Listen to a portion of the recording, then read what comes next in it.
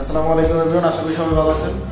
তো আজকে যে কাজটি নিয়ে হাজির হয়েছে এটা হচ্ছে একদম নিউ ফোন realme c3। এটার প্রবলেম হচ্ছে ডিসপ্লে ব্ল্যাঙ্কিং, দ্যাটস মিন ডিসপ্লেটার লাইটটা আসে না। আমি আপনাদের প্রবলেমটা দেখাচ্ছি। ডিসপ্লেটা অলরেডি আসছে, ডিসপ্লেটা আপনার চলে যায়, সেম প্রবলেম। এই প্রবলেমটার জন্য আজকে ভিডিও করা।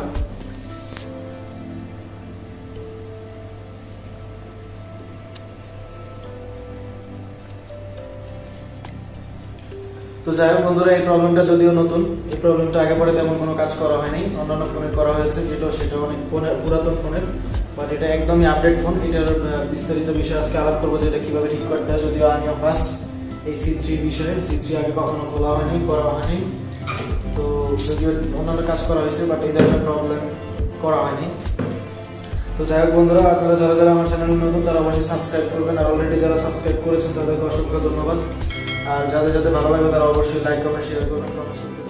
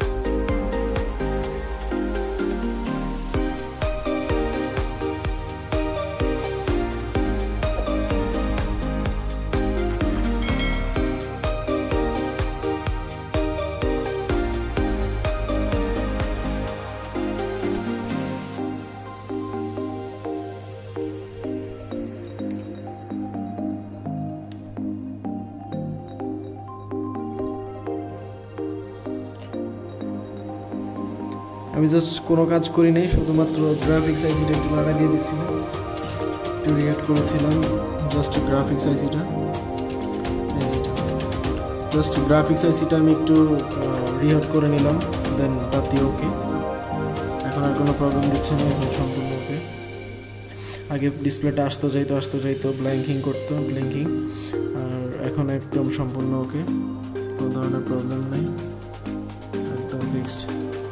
ডিসপ্লে আগেরটাই অরিজিনালটাই সম্পূর্ণ ওকে।